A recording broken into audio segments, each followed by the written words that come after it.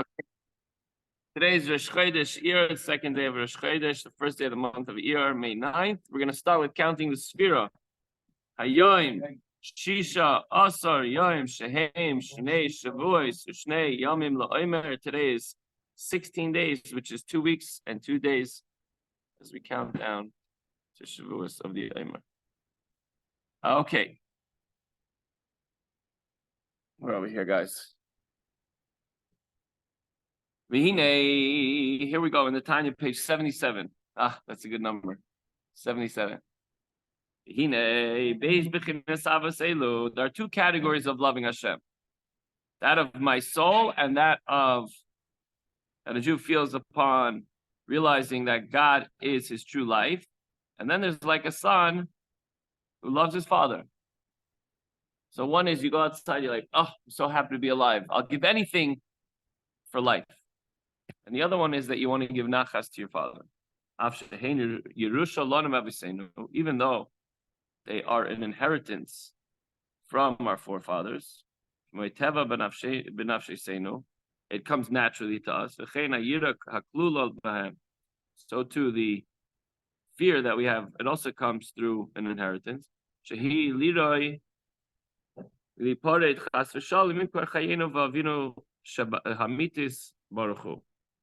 And this natural fear that we all have inside of us holds us from falling, God forbid, the fear of being surrendered to God forbid from the source of life. We don't want to be cut off from life. We want to be connected to HaKadosh Baruch Hu. So that's what this Yerusha, this inheritance that our forefathers gave us this natural love and this natural fear that we feel.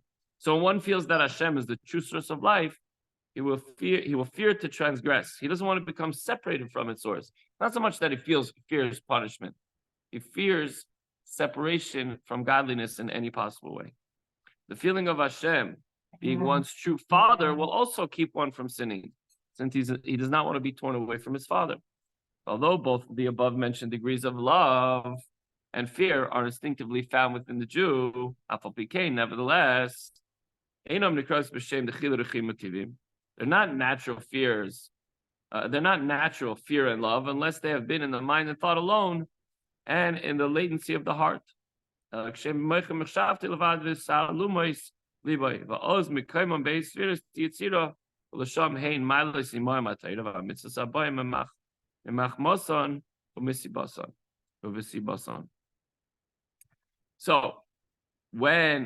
back up a little. They're not termed natural, quote unquote, fear and love, unless they're in your mind and your thoughts and in the latency of the heart.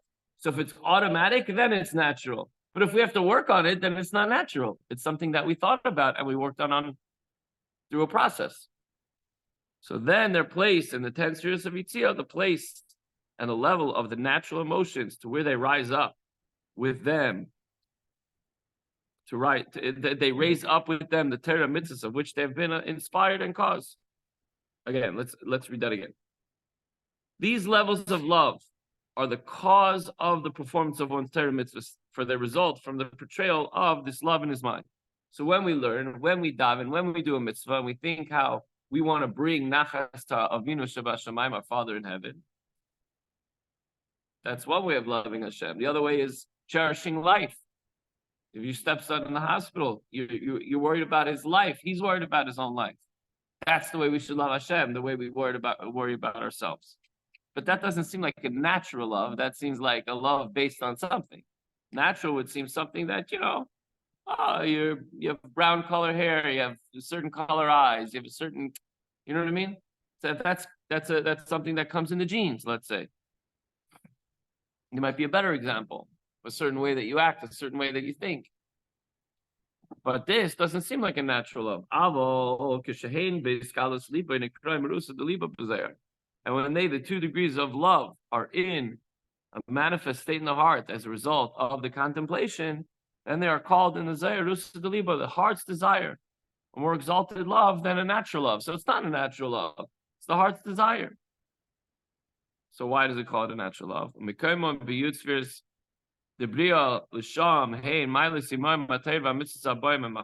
their place in the 10 spheres, as we work meaning as a result of the heart, where they raise up with them the Torah and the mitzvahs to which they have been the cause, meaning which have been performed with this love that we have towards Hashem. And the reason this is indeed so, notwithstanding the fact that they are naturally found within the soul of every Jew, is now given. So why is it that it's called natural, but we have to work on it? We have to, get it to come out. Why?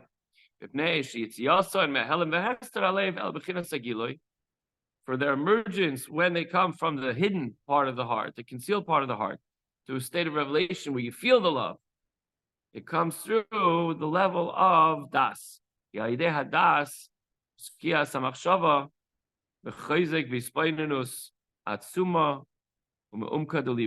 comes through a powerful fixation of the mind and intense concentration.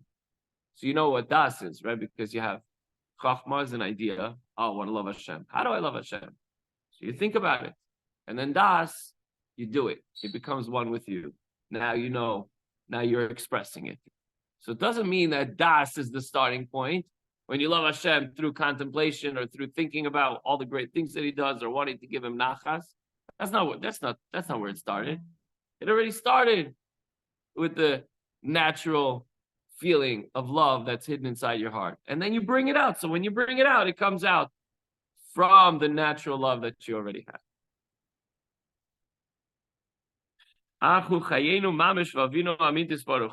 Now we realize that Hashem is our very life and our true Father. And since this contemplation is so powerful and deep, then we take it even further.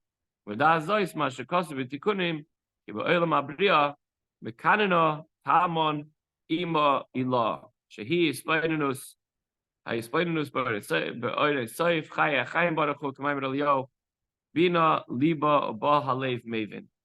It's written in the Tikkunim, and it's well known that there in the world of Bria nests a supernal mother, the supernal mother, meaning the level of bina of atzilus, which in terms of man's spiritual service is the contemplation of the infinite light of Hashem, who's the giver of life.